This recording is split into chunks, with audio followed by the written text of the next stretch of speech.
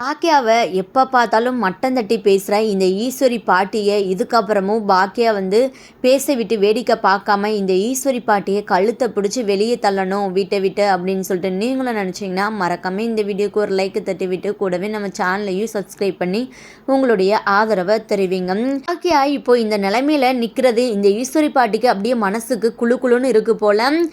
இங்கே பாக்கியா நிம்மதியாக வெளியே கூட போக முடியலை.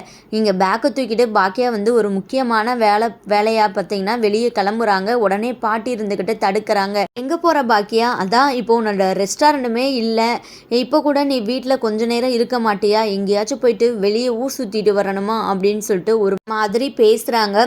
இங்கே பாக்கியா இருந்துக்கிட்டு ஒரு சின்ன வேலை இருக்குங்க, நான் போயிட்டு முடிச்சுட்டு வந்துடுறேன் அப்படின்னு சொல்லிட்டு வந்து சொல்கிறாங்க. என்ன வேலை? அப்படி எங்கே தான் போகிற? ஏன் சொல்லிட்டு போனால் என்ன உன் வேலை கெட்டு போயிடுமா அப்படின்னு வந்து சொல்கிறாங்க. எவ்வளவோ ஈஸ்வரி பாட்டி கேட்டு பார்க்குறாங்க. ஆனால் இங்கே பாக்கியா இருந்துக்கிட்டு நான் வந்து வெளியே போயிட்டு வந்ததுக்கப்புறம் வந்து சொல்கிறேங்க அப்படின்னு சொல்லிட்டு கிளம்பிடுறாங்க. இங்கே கோபி இருந்துக்கிட்டு கூட பாக்கியாவுக்கு சப்போர்ட்டாக வந்து பேசுகிறாங்க. பாட்டி இருந்துக்கிட்டு திட்டுறாங்க, பாருடா கோபி, இந்த பாக்கியா சொல்கிறது எதுனாலும் கேட்குறாளா? அந்த செல்வி கூட வந்து ஊர் சுத்த கிளம்பிட்டா பாரு அப்படின்னு வந்து சொல்கிறாங்க. இங்கே பார்த்தீங்கன்னா கோபி இருந்துக்கிட்டு, அம்மா போனால் போயிட்டு வரட்டுமா பாக்கியா, அவளுக்கு இப்போ எப்படி இருக்கும் தெரியுமா? என்னோட ரெஸ்டாரண்ட்டு பிரச்சனையில் இருந்தப்போ எனக்கும் அதே மாதிரி தான் இருந்தது. எனக்கு ஒரு வேலையுமே வந்து ஆகலை, அப்படி கடுப்பாக இருந்தது. இப்போ பாக்கியாவுமே அந்த நிலைமையில தான் இருக்கிறா. அதனால் அவள் கொஞ்சம் ஃப்ரீயாக வெளியே போயிட்டு கொஞ்சம் மைண்ட் ரிலாக்ஸ் பண்ணிட்டு வரட்டும் அப்படின்னு வந்து சொல்கிறாங்க. இங்கே கோபி வந்து சொல்லவுமே இங்கே ஈஸ்வரி பாட்டிக்கு அப்படியாப்பா அப்படின்னு சொல்லிட்டு வந்து அமைதியாகிறாங்க. இங்கே நியூஸ் பேப்பரில் பார்த்தீங்கன்னா ஒரு அட்வர்டைஸ்மெண்ட் பார்த்து பாக்கியா கடையை வாடகைக்கு வந்து கேட்குறதுக்காக போகிறாங்க. இங்கே செல்வியை கூப்பிட்டு இங்கே எத்தனையோ கடை ஏறி இறங்குறாங்க, ஆனால் அவங்களுக்கு வந்து கை கொடுக்கல. ஒருத்தர் இருந்துக்கிட்டு, உங்களை நம்பி எப்படிமா என்னால் தர முடியும்? ஒரு பொண்ணை நம்பிலாம் வந்து என்னால் கடையெல்லாம் கொடுக்க முடியாது.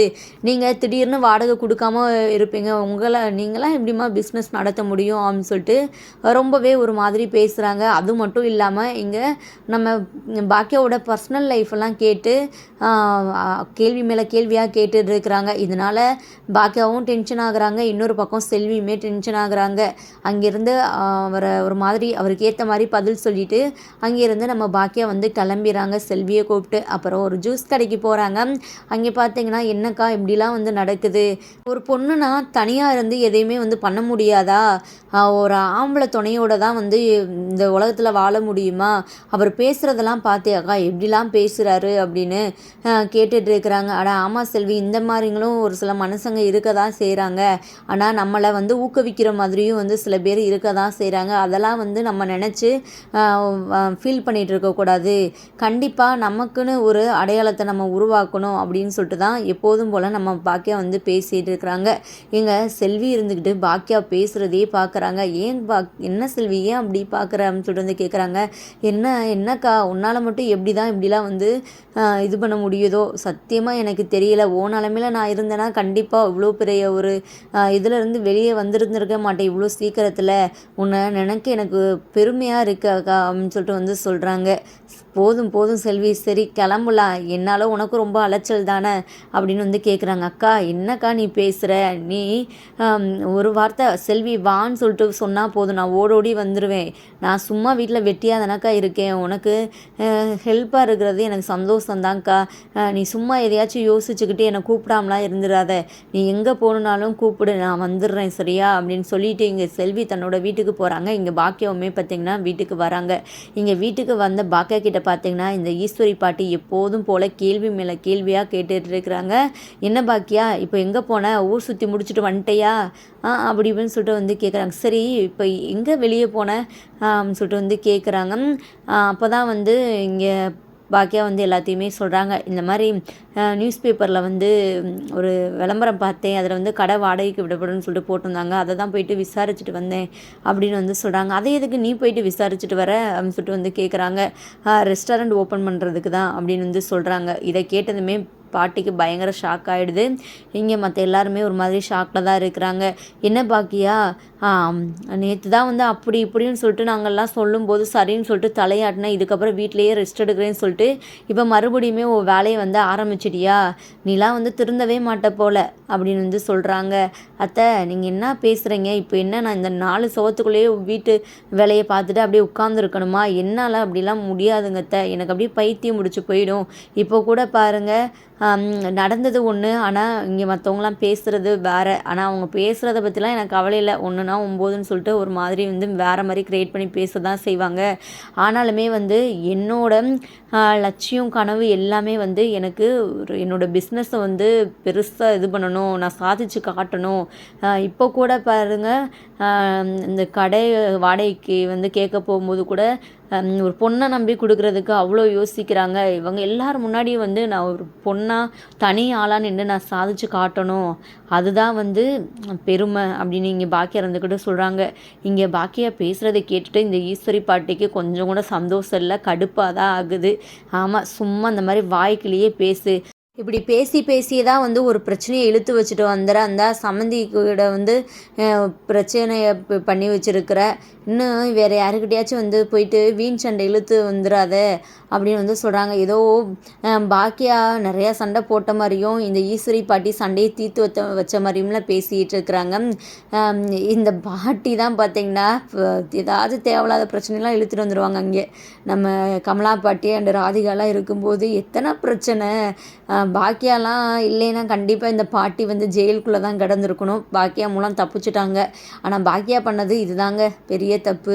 அப்படியே விட்டுருந்துருக்கணும், இந்த பாட்டி வந்து ஜெயிலுக்குள்ளேயே கிடக்கணும் கழித்துனட்டும் அப்படின்னு சொல்லிட்டு. இந்த பாக்கியா இருக்கிறாங்களே அவங்களே அவங்க தலையில் மண்ணள்ளி போட்டுக்கிறாங்க. இந்த ஈஸ்வரி பாட்டி பேச்செல்லாம் கேட்டுட்டு பாக்கியா அமைதியாக இருக்கிறதே பெரிய விஷயம்தான். அவங்க இடத்துல வேறு யாராச்சும் இருந்திருந்தால் கண்டிப்பாக இந்த பாட்டியை வந்து அடித்து வெளியே துரத்தி விட்டுருப்பாங்க. நெக்ஸ்ட்டு பார்த்திங்கன்னா இங்கே எல்லாருமே வந்து கொஞ்சம் ஷாக்கில் தான் இருக்கிறாங்க. இங்கே எழில் இருந்துக்கிட்டு எழில் அமிர்தா வந்து பரவாயில்லம்மா, கண்டிப்பாக உனக்கு நல்ல கடையாக வந்து கிடைக்கும், நீ அவங்க பேசுகிறதெல்லாம் வந்து காதில் எடுத்துக்கிறாத, நானும் வந்து என்னோடய ஃப்ரெண்ட்ஸ் சர்க்கிளில் வந்து நான் சொல்லி வைக்கிறேன், இதனால வந்து கடை இருந்துச்சுன்னா சொல்கிறேன் அப்படின்னு சொல்லிட்டு வந்து சொல்கிறாங்க. ஆனால் அந்த செலியன் வந்து பார்த்திங்கன்னா, ஏம்மா உன்னை என்ன சொன்னால் நீ என்ன பண்ணிகிட்ருக்கிற, நீ பேசாமல் வீட்டில் இருந்து ரெஸ்டாரண்ட் சொன்னால் கேட்குறியா அப்படின்னு சொல்லிட்டு அவரோட கருத்தை வந்து அவர் சொல்லிகிட்டு இருக்கிறாரு. அப்புறம் பார்த்திங்கன்னா இவங்க எல்லாருமே பேசிகிட்டு இருக்கும்போது சடனாக வந்து பழனிசாமி சார் வந்து எஞ்சி கொடுத்துட்றாரு. இங்கே பழனிசாமி வந்ததை பார்த்துட்டு எல்லாருக்குமே ரொம்பவே ஷாக்காக இருக்குது. இங்கே பாக்கியா இருந்துட்டு வாங்க சார் அப்படின்னு சொல்லிட்டு வந்து இங்கே கவனிக்கிறாங்க. இன்னொரு பக்கம் வந்து கோபிக்கு சுத்தமாக பிடிக்கல. ஏன்னா பழனிசாமி வந்து பாக்கியா கிட்ட பேசினாலே அவருக்கு வந்து ஒரு பக்கம் வயிறு அப்படியே வந்து கபன்னு வந்து ஒரு மாதிரி எரிய ஆரம்பிச்சிடும்.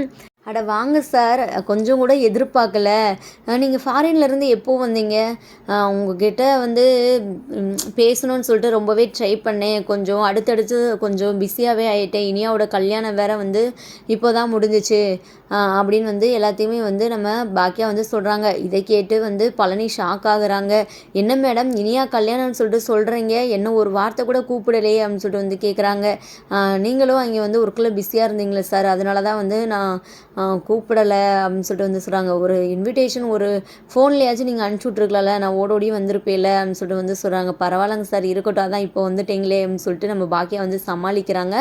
என்னங்க மேடம் இப்போ ரெஸ்டாரண்ட்லாம் எப்படி போகுது, பாக்கியா மேடம் ரெஸ்டாரண்ட்னா சும்மாவா, அவ்வளோதான் அடித்தூள் தான், இப்போ இன்னும் பயங்கரமாலாம் போகும், ஒரு கலைக்கிறது தான் இருப்பீங்க அப்படின்னு வந்து சொல்கிறாங்க. இங்கே பாக்கியாவோட முகமே மாறிடுது, அமைதியாகிறாங்க. என்ன மேடம் எதுவும் பிரச்சனையா, ஏன் ரெஸ்டாரண்ட் பற்றி பேசணுன்னே வந்து ஒரு மாதிரி ஃபீல் பண்ணுற மாதிரி அப்படியே ஃபேஸ வைக்கிறீங்க அப்படின்னு சொல்லிட்டு வந்து கேட்குறாங்க. இங்கே எழில் அப்புறம் எல்லோரும் இருந்துக்கிட்டு நடந்த எல்லா விஷயத்தையுமே பழனிக்கிட்ட வந்து எடுத்து சொல்கிறாங்க. இந்த மாதிரிலாம் ஆயிடுச்சு, அம்மா வந்து தன்னோட 2 ரெஸ்டாரண்ட்டுமே இழந்துட்டு வந்து நிற்கிறாங்க, இப்போ ஒரு புது ரெஸ்டாரண்ட்டை ஓப்பன் பண்ணலாம்னு சொல்லிட்டு தான் கடை வந்து வாடகைக்கு வந்து தேடிட்டு இருக்கிறாங்க, ஆனால் எதுவுமே கிடைக்கல அப்படின்னு சொல்லிட்டு வந்து சொல்கிறாங்க. இங்கே பாக்கியாவோட பிரச்சனையை கேட்டு பழனிசாமிக்கு ரொம்பவே ஷாக்காக இருக்குது. என்ன மேடம் இவ்வளோ பிரச்சனை நடந்திருக்கு, ஒரு வார்த்தை வந்து எனக்கு நீங்கள் கால் பண்ணியிருந்தா நான் வந்து எல்லா பிரச்சனையுமே முடிச்சு வச்சுருந்தேன், ஏன்னா நீங்கள் மறந்துட்டீங்களா, உங்ககிட்ட எத்தனை டைம் வந்து நான் சொல்லியிருக்கிறேன், என்ன பிரச்சனை இல்லாமலும் என்கிட்ட சொல்லுங்கள் அப்படின்னு, ஆனால் இப்படி பண்ணிட்டீங்களே அப்படின்னு சொல்லிட்டு வந்து சொல்கிறாங்க. இங்கே பார்த்தீங்கன்னா பாக்கியா அது இல்லைங்க சார், என்ன பண்ணுறதுனே எனக்கே தெரியலை அப்படின்னு வந்து சொல்லிகிட்டு இருக்கிறாங்க. சரி விடுங்க, இப்போ என்ன கடை தானே உங்களுக்கு வந்து வேணும், இதுக்கப்புறம் அந்த நீங்கள் எதை பற்றியும் கவலைப்படாதீங்க, நடந்த எல்லாத்தையுமே வந்து மறந்துடுங்க. கண்டிப்பாக வந்து இப்போ கூட இவ்வளோ நடந்ததுக்கப்புறம் கூட நீங்கள் முயற்சி பண்ணுறீங்க பார்த்தீங்களா, கண்டிப்பாக நீங்கள் ஜெயிச்சிருவீங்க மேடம் அப்படின்னு சொல்லிட்டு இங்கே நம்ம பழனிசாமி இருந்துக்கிட்டு ஒரு மோட்டிவேட்டாக வந்து பேசுகிறாங்க. இதை கேட்டு பாக்கியாவும் ரொம்பவே சந்தோஷப்படுறாங்க. ஒரு பக்கம் கோபி இருந்துக்கிட்டு மைண்ட் வைஸ்லேயே பேசிகிட்டு இருக்கிறாரு. இத்தனை நாள் இவனை காணான்னு சொல்லிட்டு ரொம்பவே சந்தோஷப்பட்டோம், இப்போ பாரு ஹீரோ மாதிரி என்ட்ரி கொடுத்து பாக்கியாவை எப்படிலாம் கரெக்ட் பண்ணுறான். பாக்கியாவுக்கு இந்த பழனிசாமி வந்து ஹெல்ப் பண்ணுறதுக்கு முன்னாடியே நம்ம பாக்கியாவுக்கு வந்து ஹெல்ப் பண்ணிடணும் எப்படினாலும் அப்படின்னு இங்கே நம்ம கோபி வந்து யோசிச்சுட்டு இருக்கிறாரு. கண்டிப்பாக நம்ம பழனிசாமி வந்தால் தான் பார்த்திங்கன்னா ரொம்பவே இன்ட்ரெஸ்டிங்காக போகுங்க எபிசோடு. வரப்போகிற எபிசோடெலாம் பார்த்திங்கன்னா பயங்கரமாக இருக்க போது. நம்ம பாக்கியா பல விஷயங்களை வந்து பண்ண போகிறாங்க.